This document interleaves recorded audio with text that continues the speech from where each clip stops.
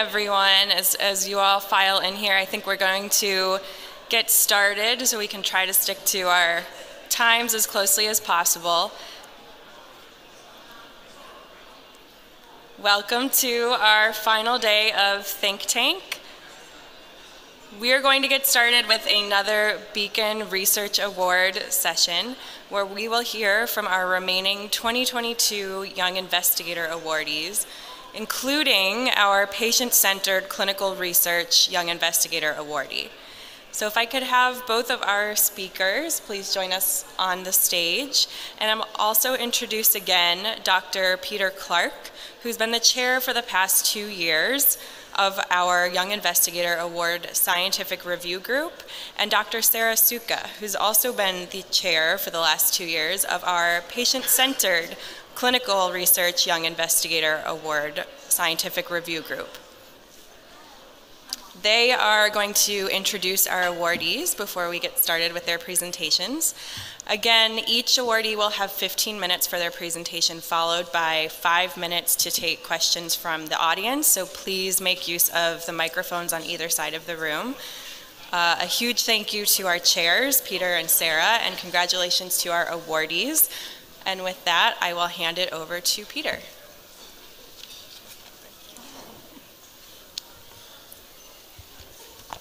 All right, good morning, everyone.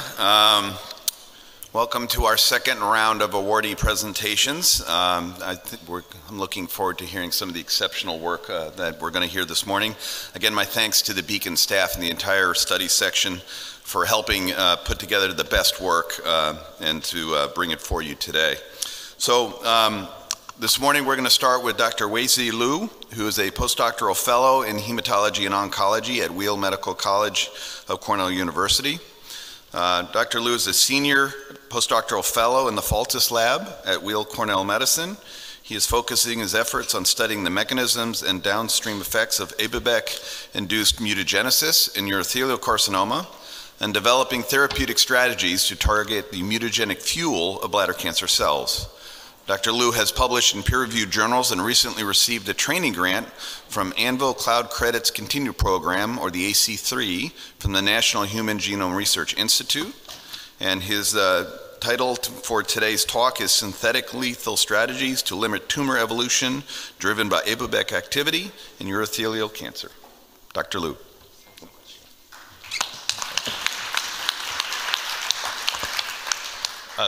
Thank you, Peter's introduction. Good morning, everyone. So my name is Weisi Liu. Upgrade a little bit. I'm right now the instructor in the Dr. Faltis Lab at Cornell Medicine. So it's a great honor to stand here to present our current work named Targeting MMEJ by Inhibiting Polyp-Theta in the Urothelial Cancer with ABEBEC3 Activity. So brief introduction ABEBEC3 ABEBEC enzymes. So these enzymes have 11 members in humans, and these enzymes stimulate the cytidine in the preferred TC motif in the single-stranded DNA and RNA. So they will result in the C2T or C2G mutation in the DNA due to the DNA repair mechanism or CTU editing in the RNA. So this enzyme is the main functional is immunorelated. So they were involved in the virus restriction and the diversity of our antibodies. And also, they are related to the metabolism using their RNA editing function. By detecting the mutation footprints in our human cancer genomes, ABEBEC3-induced mutations are highly enriched in the multiple cancer types, including the bladder cancer. That's indicated that the cancer cells hijack these enzymes as a mutagenic fuel to increase the tumor evolutions.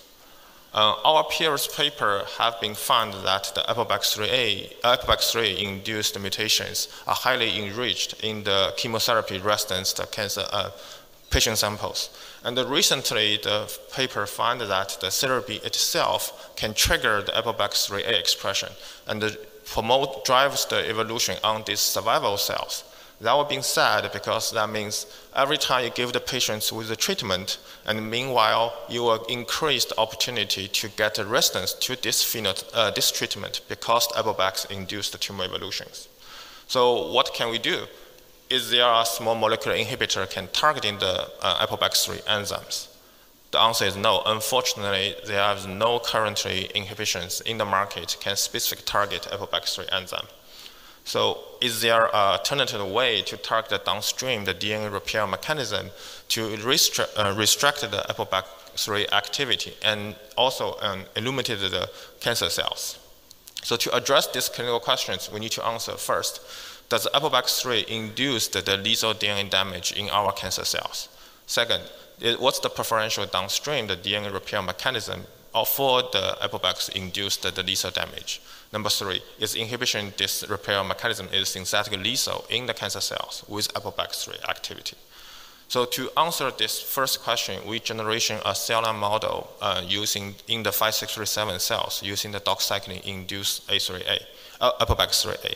So we choose ApoBac3A because the previous paper found that ApoBac3 is the major contributor to the ApoBac mutation in the bladder cancer. So we turn on the ApoBac3A for the 24 and the 48 hours. And then we check the replication stress marker and the double-stranded DNA break markers. As we're showing here, you can see the tumor cells when the exposure to the ApoBac3A, the CHK1 and RPA is highly activation in the cells. That's indicated that the cells have the replication stress. And also the marker of the ATM, CHK2 and the gamma H2X, also highly activated in the cells. That's indicated the double-stranded DNA break. So that's data indicated that the ApoBac3A can cause the replication stress and the lethal DNA damage, double-stranded DNA break. So how the ApoBac3A induced the replication stress since they just de-emitted cytidine as a single-based mutation? So to answer this question, we're using the DNA fiber assay to identify the impact of the ApoBac3A activity on the replication fork. So this DNA fiber assay using two different thymidine analogs. So these analogs can integration into the DNA when the replication process. And then we can using the antibody to specific labeling this DNA fragment. When we compare the ratio between these two fragments, as we're showing here in the right, so you can judgment the replication status is ongoing or is terminated. So we did this experimental in our cell line model, as we're showing here with the represented image and the quantification data.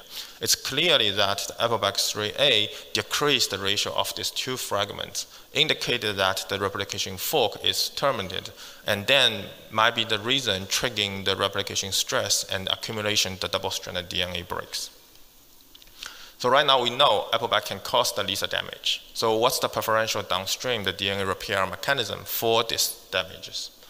Before I answer these questions, we need to know that there are the three major double-stranded DNA break repair mechanisms in our cells.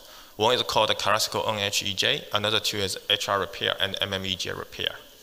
So since the ApoBac-induced double-stranded DNA breaks happens in the replication phase, so we focus on the HR and the MMEJ repair because these two mechanisms is predominant in this phase response to the double-stranded DNA breaks. As I highlighted here, so the single-stranded DNA overhangs at the break's end, binding by the RPA is the essential steps to make the decision choice for the repair. So when the single-strand DNA overhangs, binding by the RPA, and then the RPA replaced by the RD51, so the repair will go to the HR repair using the system chromosome as a template. But if they have the limited RPA displacement, so they will exposure the DNA to overhangs and then promote annealing using the microhomologous sequencing, and then the repair will go to the MMEJ mediated by the polyceta.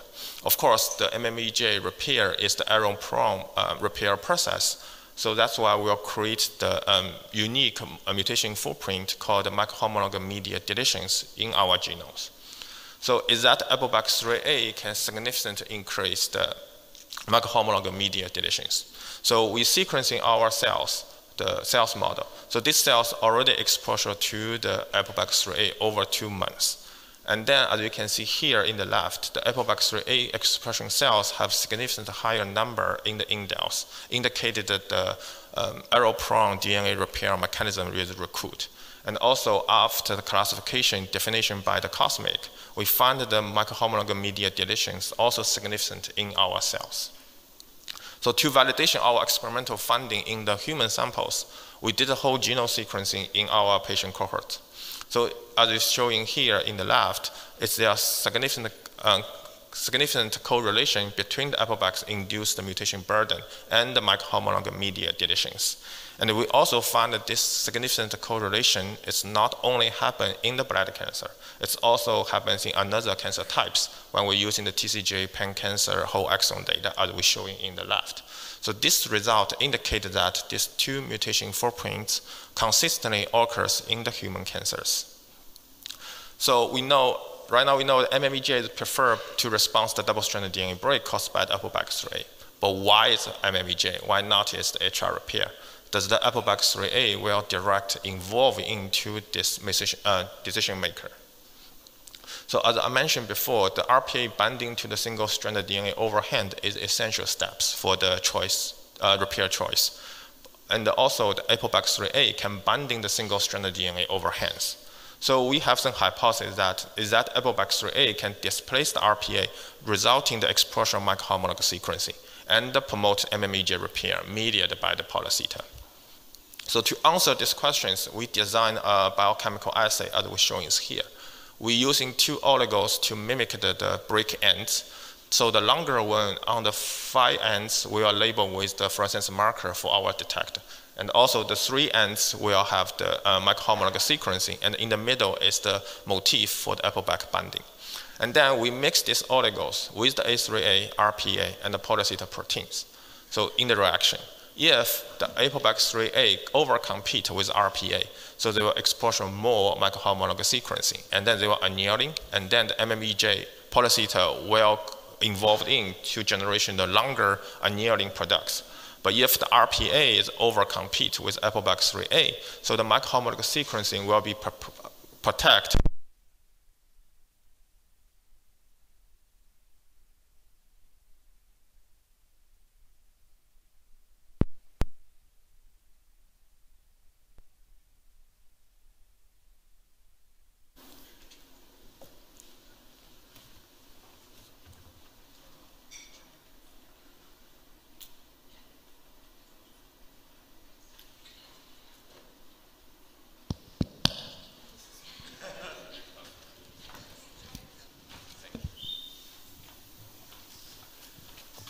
Sorry about that.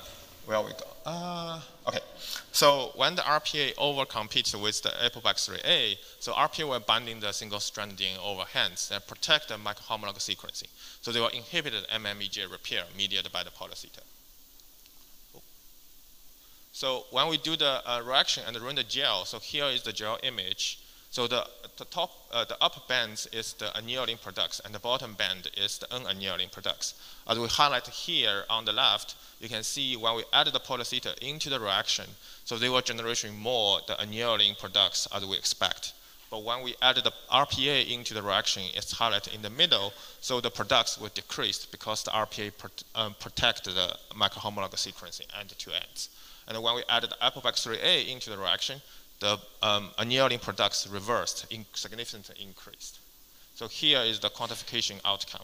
That data indicated that the competition between the APOBAX3A and the RPA for the single-stranded DNA overhands on the 2 ends, resulting in the annealing or the microhomolog sequencing and promote to the preferential to the MMEJ repair.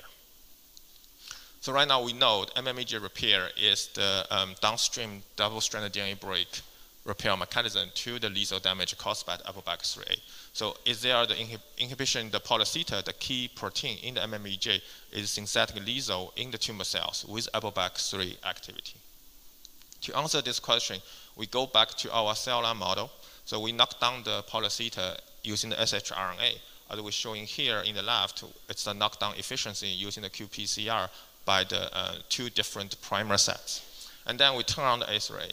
As we're showing here in the right, with the APOBAX3A increase their expression level, the polyceta knockdown cells are much more sensitivity to the APOBAX3A induced toxicity compared to the SH control cells. So we want to test, is that this effect also can be used in the clinical? So we recruit 2 different polytheta inhibitors to identify the synergistic effect between the ApoBac3A expression level and the polytheta inhibitors.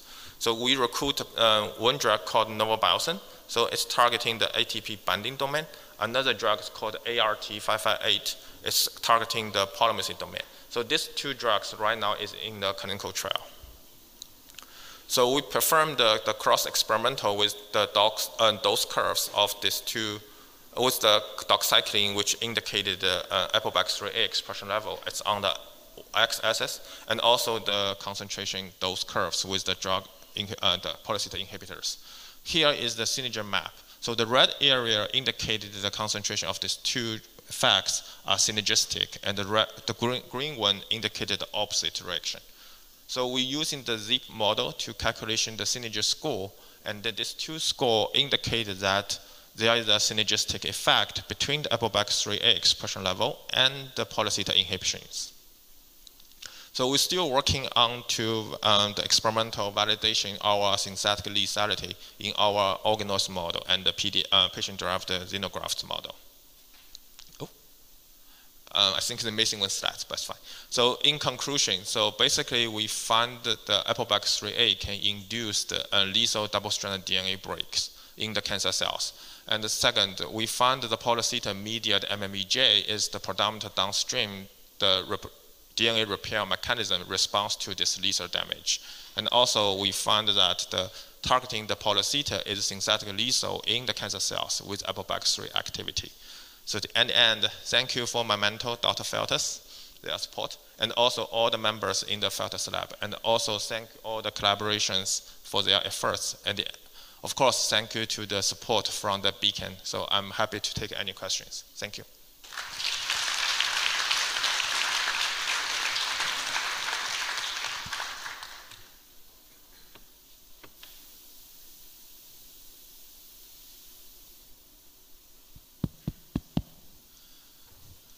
So I had a quick question regarding, and I don't know the DNA repair pathways perhaps as well as I should, but we know that in bladder cancer, and we've heard about a variety of different germline mutations, BRCA1, BRCA2, ATM, et cetera, et cetera, et cetera.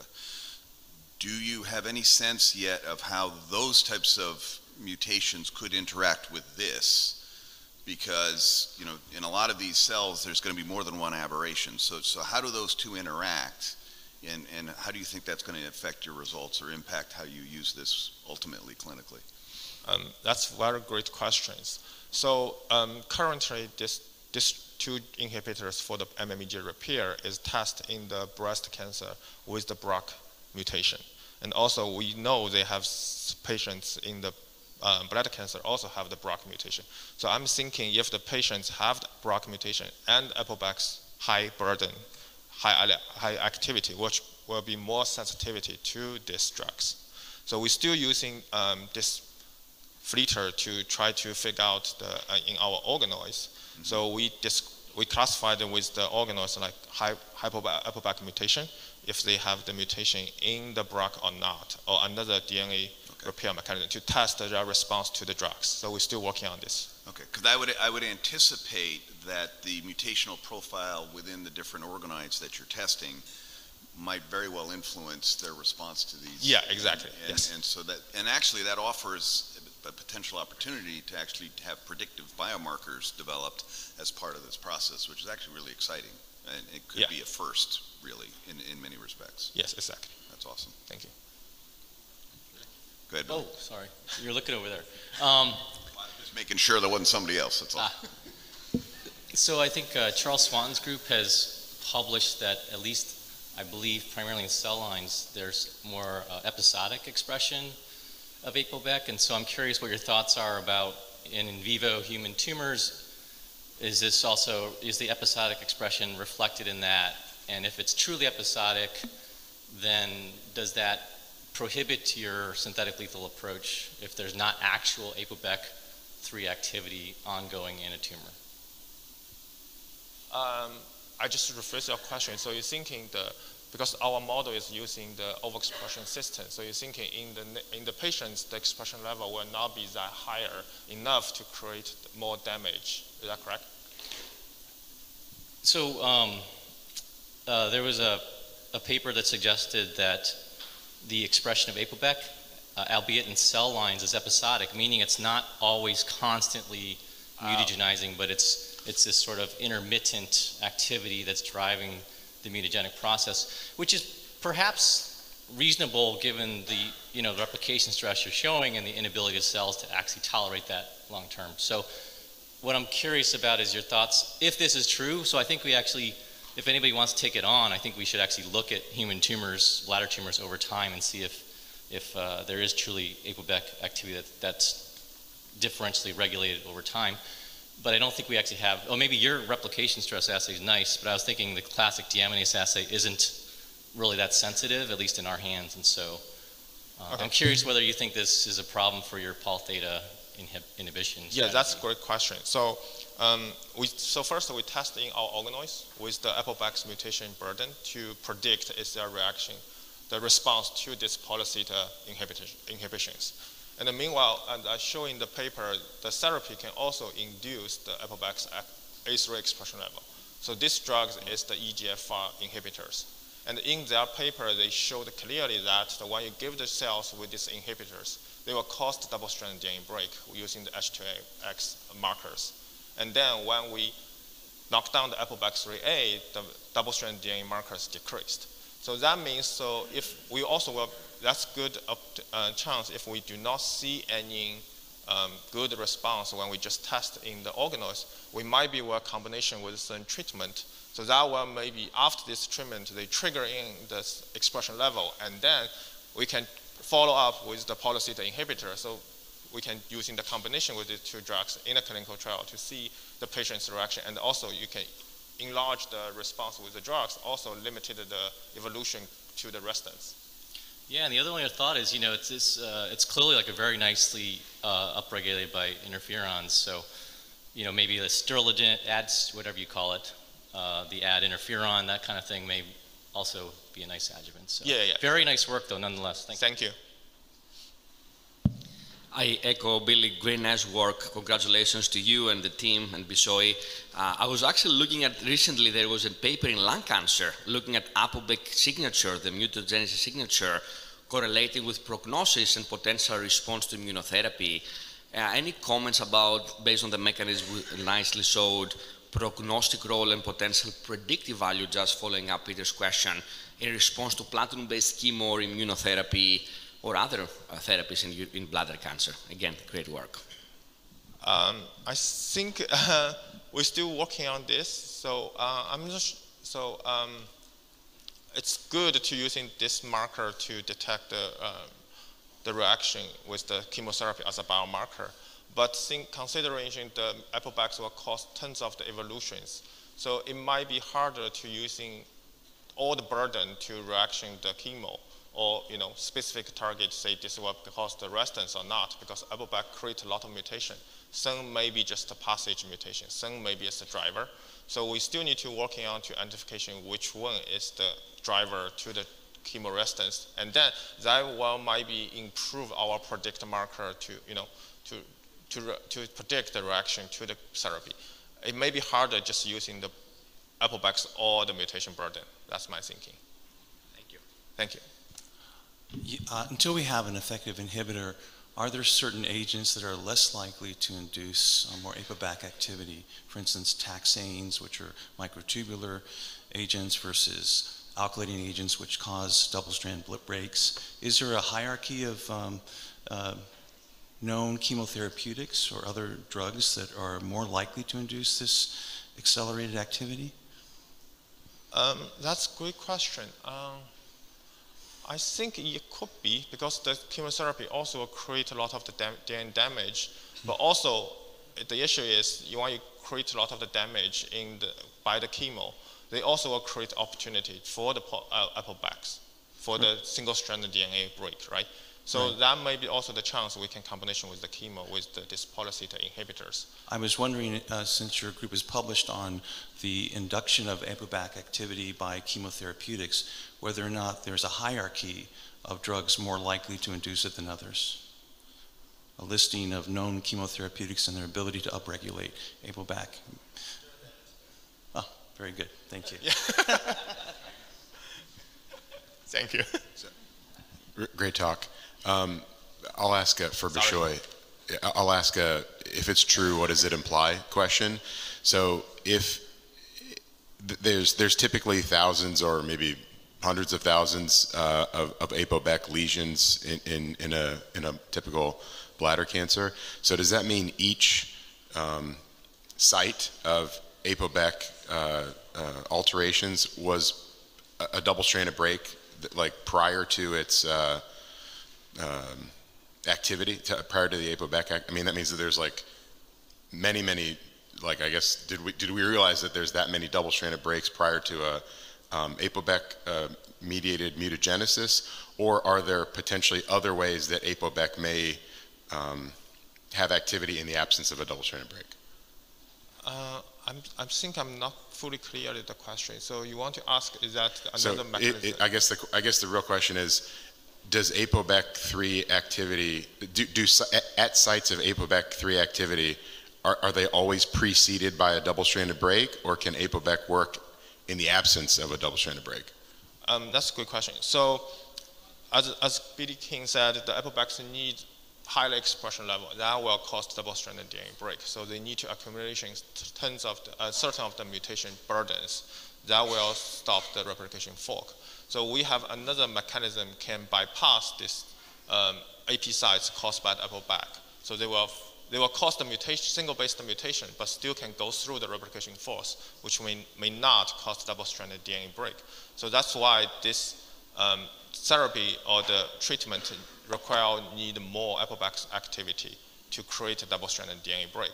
But in another side, so if you give the chemo or another DNA break reagents, they will create more double-stranded DNA break. In our experimental, we're thinking if that's the case, so you get more break ends, the ApoBacs also will be involved in this decision choice. So that maybe also will be the sensitivity to the polytheta inhibitors. So you're saying agents that cause double-stranded breaks may induce ApoBac3 activity then? I think so. So radiation and other, DNA damaging agents would you might hypothesize would have a similar ApoBac3 inducing activity then? Yes, so that's with paper our mentor published in the Nature Genetics said the chemotherapy resistance the patients have highly enriched ApoBac mutation burdens. Okay, thank you. Thank you.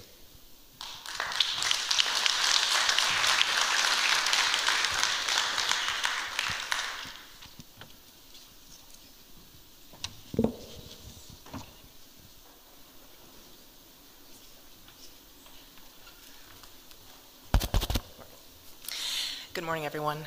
My name is Sarah Sutka from the University of Washington and the Fred Hutchinson Cancer Center, and I have the distinct honor of chairing the SRG for the Bladder Cancer Advocacy Network Patient-Centered Clinical Research Young Investigator Award. This award is unique in that it supports early career investigators and researchers who are investigating transformational, patient-oriented research. We seek proposals that span the critical topics such as access to care, quality of life, patient-reported outcomes, access, equity, and health disparities, as well as comparative effectiveness research and survivorship. It is my true honor, and I'm delighted to present the 2022 awardee, Dr. Ava Saidian, who's going to present to us today on her work looking at disparities in patient-reported outcomes among Spanish-speaking Latinx patients with bladder cancer. Dr. Saidian recently completed her fellowship at the University of California, San Diego. She earned a BS previously at the University of Texas and her medical degree from the University of Kansas School of Medicine before she was inducted into the Alpha Omega Alpha Honor Society. Prior to that, she completed her residency at the University of Alabama at Birmingham, and we're truly excited to hear about your work today. Thank you.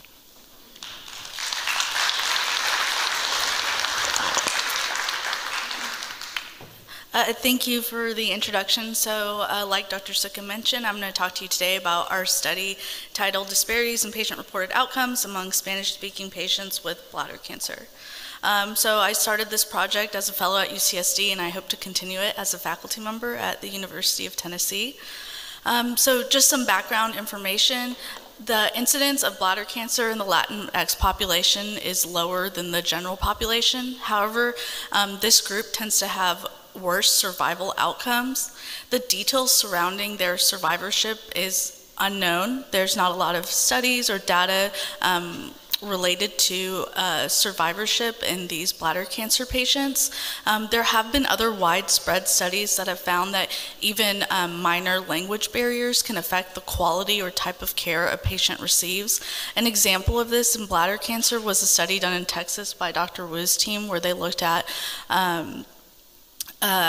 just different outcomes related to bladder cancer care. They found that Latinx patients, when corrected for other variables, were less likely to receive a continent diversion. So neobladders or a pouch were more likely to get an incontinent diversion.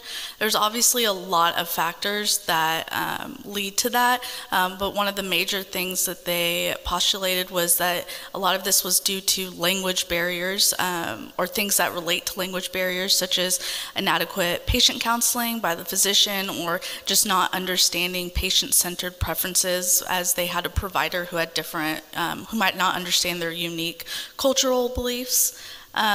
So we know that there are disparities that exist in cancer care, not just bladder cancer, but other cancers between different ethnic groups.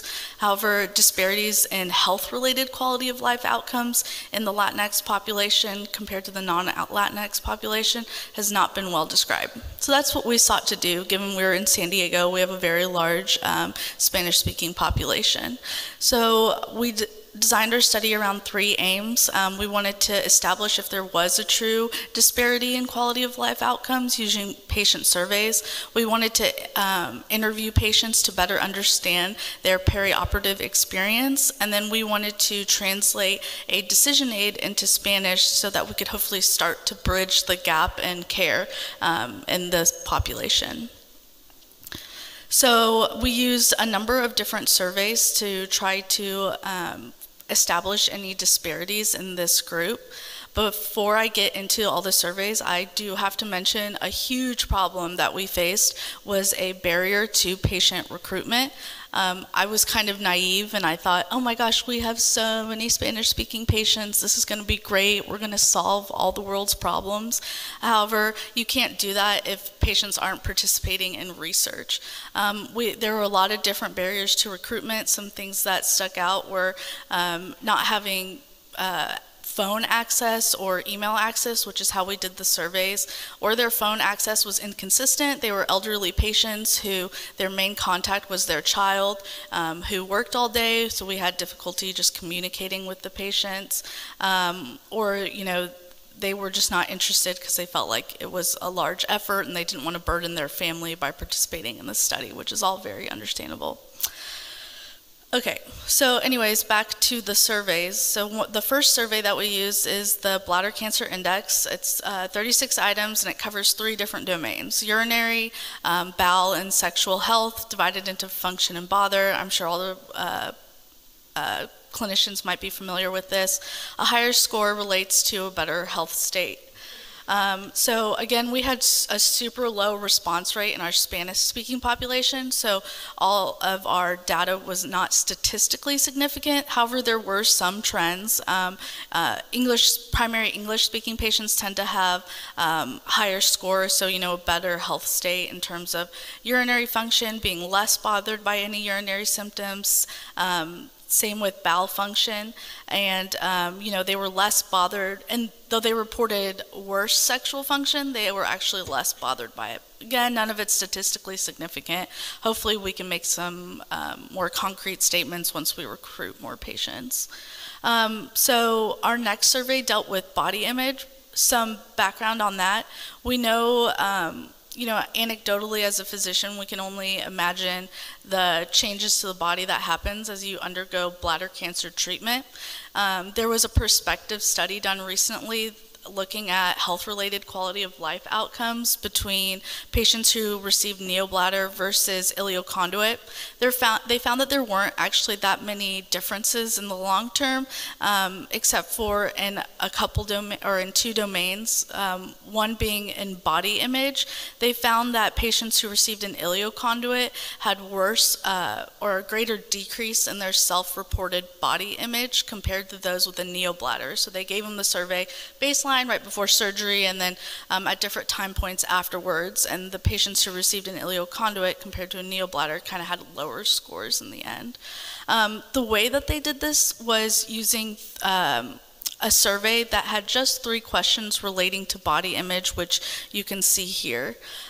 We wanted to use a tool that was a little more robust, and so we used the body image scale. It's a 10-point survey relating to body image. It was initially developed for breast cancer patients and has only been validated in breast cancer and colorectal cancer patients. So we thought this was also a great opportunity to not only see if there was a disparity between these different ethnic populations, but to also validate this survey so that other clinicians could use it in their studies. For example, like single versus multi-port. Do patients actually care about cosmesis? Is there a difference? Things like that. So a higher score correlates to a self-reported worse body image. Again, we had super low responses from the Spanish-speaking group, and none of our outcomes were statistically significant. But we did begin preliminary validation. We established reliability, face and content validity. That's all just boring stats talk, but basically those are weak forms of validation. What we really want is clinical validation, so other people can use this, which we've begin starting that validation process. And as we get more participants, we should be able to establish validity of this survey and being able to tease out how patients feel about their body image based on different subcohorts. And then our last one was satisfaction with decision. Again, we gathered a lot of preliminary data on how patients felt about their decision to have an ileoconduit versus a neobladder, and then break down on different subgroups. There was some small differences. English-speaking patients were happier with their decision. Neobladder was, just barely slightly higher. Again, none of this was statistically significant. So the second part of our study was patient interviews.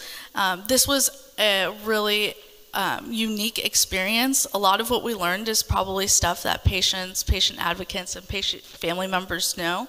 As a clinician, I personally don't get a lot of time to talk to patients about their quality of life. Our 15-minute visit is usually spent talking about the state of their cancer, our next treatment options, going over any issues they might be having, but not really quality of life. So getting to spend an hour with patients just talking about their quality of life was, really interesting, and I hope some of the things I learned can help other people with their patients. Again, we had no Spanish-speaking patients that were interested. We're still trying to recruit to see if there are any, different themes that emerge from our Spanish-speaking population. But our interview was divided into 3 different phases, so preoperative, perioperative, and then long-term phases. In the preoperative phase, we asked, how did patients feel going into surgery? Did they feel like it was the right decision? Did they have confidence in their team?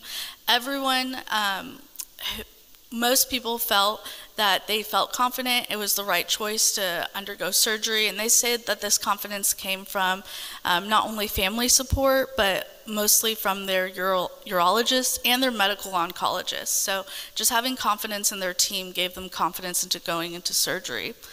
Otherwise, the patients who didn't feel confident in their surgery decisions felt like they had, they were happy they went through the surgery and that they're doing okay with their cancer, but they just seem to dwell a lot on, should I have done this? Was this the right thing? Did I have enough information going into it? Then we asked patients, what resources did you get pre-operatively that helped you decide between an ileoconduit or a neobladder? So there were a couple patients that were told that they should get an ileoconduit just based on their comorbidities and their cancer. Otherwise, most patients said that they just received a handout describing the differences, or they saw an ostomy practitioner who, helped them better understand an ostomy. Otherwise, it kind of ranged from patients not really knowing what they were going into, just blindly trusting their physician, versus others doing research on their own. And I think what was really interesting was that videos were really helpful, which makes sense when you think about it, but in a clinic visit, getting those resources to a patient is not always at the top of your head. So I really like what one patient said, which is, I watched a YouTube video of someone changing a bag. They made it look pretty easy. I saw it before surgery, and it helped me feel very confident seeing someone do it. It was more helpful than the cartoons or the people with fake plastic stomas on. I didn't know people did that. That's interesting. So immediately post-operative, we asked patients, was there anything notable about their time in the hospital? Most patients said it was fine. They were happy with their nursing staff and their clinical staff, and there were no issues. Only notable things were patients who had complications, which is understanding. A patient had, for example, a UTI, had a indwelling catheter for a long time, and is now having issues with continence of their neobladder. So they say that they, think about that time a lot. If there's anything that should have been done differently, is that why I'm incontinent? And then, another patient, which was kind of eye-opening to me, we deal with ileuses all the time. If I tell patients, if you're getting a cystectomy, you're probably going to get an ileus. We just plan for it mentally. This patient was funny. He said, all I remember about the hospital was dreaming about Diet Coke and ice while they had their NG tube in. So patients are really residual. I'm sure you are really strong in what they have to go through. I can't imagine having to. Anyways, okay, so learning to care for their urinary diversion. We asked them, what in the hospital made you feel confident in going home and caring for your urinary diversion? And most people said, having practice. They might have changed it once or twice in the hospital with the ostomy team, but they had a family member there who was doing most of the changes. And the thing that really helped them become comfortable with caring for it was when they got home, managing it themselves, whether that was flushing their neobladder on their own or changing their own bag a couple times and making it part of their daily routine. Okay, long term, so what's it like living with a urinary diversion? Most patients said that it's just become a part of their daily life. They've learned to adjust. Some people had to make more adjustments than others, but they feel like they live a normal life. A lot of the patients with neobladders who might have to catheterize mention that their day revolves around catheterization, but they've kind of learned to live with it. Activity, so it was really reassuring hearing how active all these patients are, even though some of them have recurrences of their disease and are currently getting salvage therapies. They say they still live an active life. I walk every day, I live a normal life. Most people's limitations in San Diego was just that they don't surf anymore or go swimming, but they've learned to kind of live with that, which was great. This one really surprised me, actually. So when it came to sexual function, most of the men reported, having no erections post-operatively, but they said that that was a surprise to them. They did mention that, okay, my surgeon probably brought that up, but I wasn't really thinking about that going into a cancer surgery, but they were just surprised at their lack of, any erection. All of them did mention that it's not a big deal. They found other ways to be intimate, or they're not sexually active. However, they just were really surprised by that. So, just a reminder that there's so much going on before surgery, but these things just have to kind of be reinforced to the patient who has so much going on. And then another interesting thing that came up was a patient who had a total hysterectomy as well as an oophorectomy, and that put them in menopause. Functionally, they didn't have any sexual issues, but the bother came from the fact that they were incontinent and they didn't feel comfortable being with a partner while they had overnight incontinence, which really kind of, there's more to it than just hormonal and like vaginal length and things like that. There's a lot that goes into feeling sexually healthy, which was highlighted. Okay, emotional mental impact of bladder cancer. I stupidly asked patients, so was there an emotional or mental impact of your bladder cancer treatment? Yes, there was. But more interestingly was how they dealt with it. So a couple themes emerged. A lot of patients said they started to feel normal or, like they had less of a mental toll once they started getting back to their normal life, doing their normal things, being kind of taking care of themselves. Other patients said reaching out to mental health counselors was very helpful. Having a supportive family or spouse was also very helpful. And then I thought another really beautiful thing that came up a lot was the importance of a support group. So meeting other patients who have gone through a similar thing was really helpful. Patient mentioned how they had an instant bond with people they just met because they have gone through this really unique experience, and how that really changed how they live with their urinary diversion. Impact on body image, there was a spectrum of responses. Some people said there was no impact at all. Other people said looking in the mirror, they didn't even recognize themselves. They didn't know what the stoma would look like, things like that.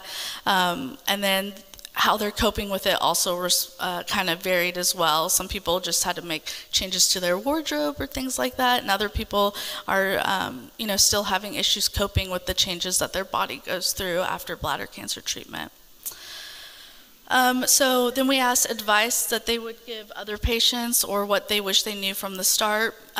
There was also a lot of gems, which we'll hopefully dive into more once we publish a manuscript, but real quickly, some important things as a clinician that stuck out was patients mentioning bringing things up to your medical team if they have any doubts, which really highlighted for me the importance of creating a space where our patients can be vulnerable, because if my patient has a doubt in their treatment or even in the treatment I'm going to provide, we want to create a space where they can bring that up and we can help them work through those doubts or get them the resources they need to feel comfortable with what we're going to do.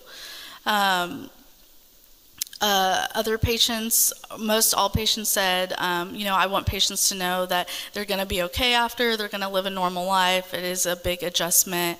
Other people stated the importance of communicating with the patient and also finding support.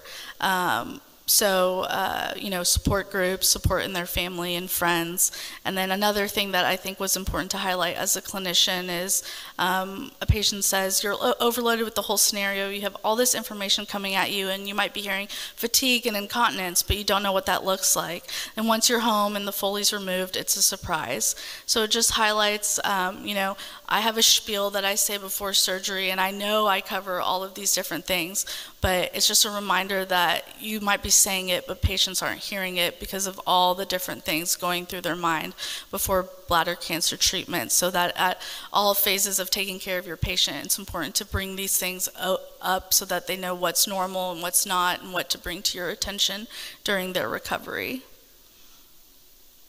And then real briefly, so the last part of our study was translation of a decision aid. There's currently only one written decision aid that helps patients decide between types of urinary diversion when going into a radical cystectomy. It is only in English and there's no Spanish translation. So what we first did was we modified it so that the reading grade level and the ease of reading, or it had an easier readability score so that it could be more widely applicable to different patients. We then had two Spanish-speaking physicians or clinicians translate it into Spanish. We then took those two separate translations and reconciled it into one. A Spanish-speaking clinician did that. It was back translated into English compared to the initial English translation to make sure there were no mistranslations. And we're currently sending it to different Spanish-speaking urology patients for review to make sure it all makes sense and it's understandable. Once that's done, we'll be able to pilot test it and potentially and hopefully be able to publish it by early 2024 for use in clinical practice. So a lot to summarize, but in short, we won't be able to understand disparities that relate to ethnicity or cultural disparities until we're able to better involve these patients in research. And then also, we learned so much from the patient interviews, but I think the main thing is that supporting your patient pre-op, peri-op is just as important as their long-term support. So getting patients those resources is important. So thank you to all of you for listening to me ramble about this. A special thanks to all the patients that participated. Beacon for helping us get this project off the ground. My mentor, Dr. Salmazi, who we're accidentally matching today. All of the patient advocates and our research assistants that helped. So thank you.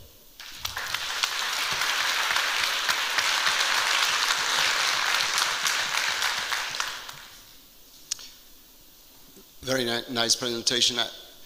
I have one question and one comment. Let's start with the comment. Being married to a Spanish lady from Spain, brought up in French, over a couple of decades now of experience, I've seen time and again that people speaking language will speak with an English speaker, and then I'll be told, oh, they don't want this, they didn't understand that, they don't want this and this. Then you come in, speak even with people sometimes who are fluent. People are scared at the time of their diagnosis. They kind of lose their skill set. They're just, and simply having people who speak, and Spanish is such a huge language culturally, is so important. So I think it puts the emphasis of having people really speaking. And French Canadian, for instance, are very fluent in English still. When it boils down to the conduit, to those nitty-gritty of the details, they really prefer to have the conversation in French. That's really. And then the question was whether when you approach those patients, and you said that unfortunately it was a little bit disappointing in terms of response.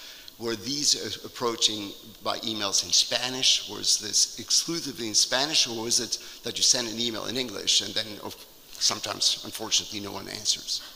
We initially approached them by calling them. One of our clinical research assistants is a primary Spanish speaker, so she would call them. And then also the emails we sent out were in Spanish as well. Okay. Nice work, and certainly worth furthering. Thank you.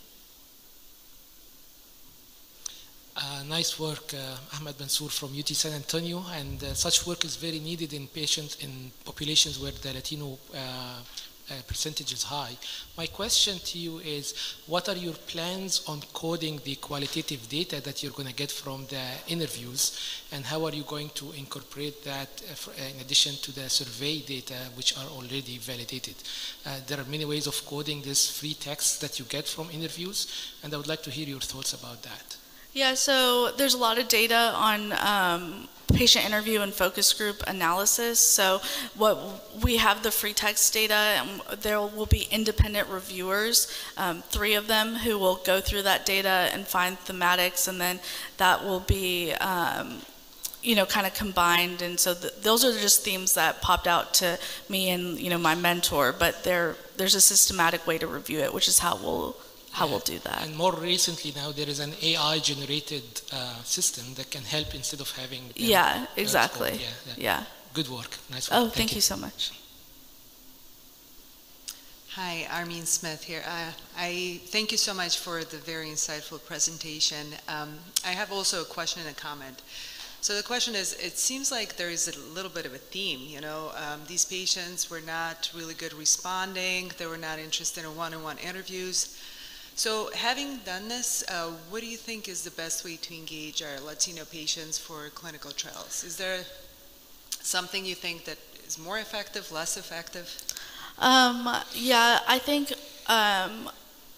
the patients that we did involve, it took a lot of effort in the sense of repeat communication with them. So calling them, they say, I'm interested, call me back later. So just kind of a lot of man or woman power in terms of just following up on these patients who live busy lives and aren't going to follow up to an email on their own.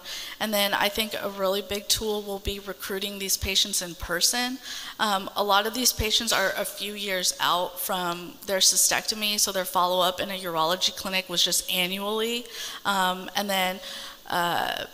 So I think just kind of coordinating that was hard just with our limited resources. But I think in-person recruitment will be a big deal. And what one of our patients said on the panel, kind of something that we'll probably try to do more, is reach out to the community. In San Diego, there are support groups for, like Spanish-speaking patients with breast cancer and things like that. There wasn't one necessarily for bladder cancer that I found, but I'm hoping in different communities that might exist, or through churches, things like that. So kind of going into the community more to recruit patients. Yeah, and the comment I had was, I think it's not just a language barrier, I think it's also, a lot of it's very cultural. I've noticed in patients that I've taken care of that were of Hispanic descent, there's a lot of trust in the doctor, and there's not a lot of dialogue back and forth. They just want to hear what you recommend, and they want to, go with it. So I feel like every time I try to enroll a patient in a trial, I feel like, are they doing it to please their doctor, or are they really interested? So, it's just something that we need to learn more about. Yeah, absolutely. I've definitely had patients where I give them their options and they ask me what they should do. And I'm like, no, that's why I explained the options so you would decide. I don't want to decide for you. So I definitely sympathize with that sentiment. It's definitely something we need to work on. Thank you. Hi, I'm not a physician, and your research is very different than mine, but I really liked your presentation. And this goes, I think you've answered my question maybe already, this goes to what Jim was saying when he was on the patient advocacy panel the other day. I have a question about strategies to identify advocates within the community that can help you increase enrollment.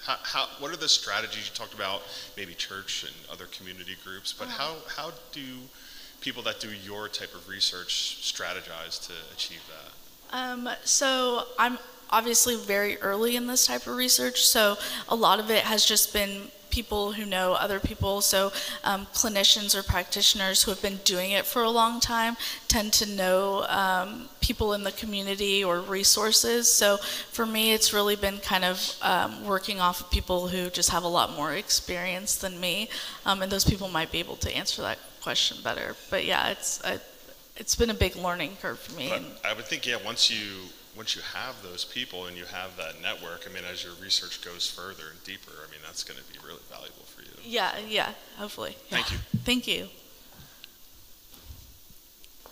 Oh, thank you for the wonderful presentation. I think it's a really very, very important study, and I think it's very important that you're kind of this independent third party asking these kind of questions.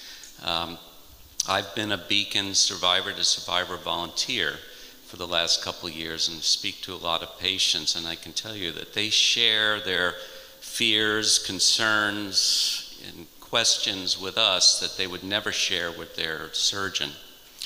And I just hope that when the study is finished that maybe we could arrange to have you come and present the results to the group of survivor to survivor volunteers. I think it would give us a really important perspective. Yeah, that will help us. I'd love that. Reach out to me on the app. Okay. Yeah, great. Let us know when it's finished. Thank you. Thank you.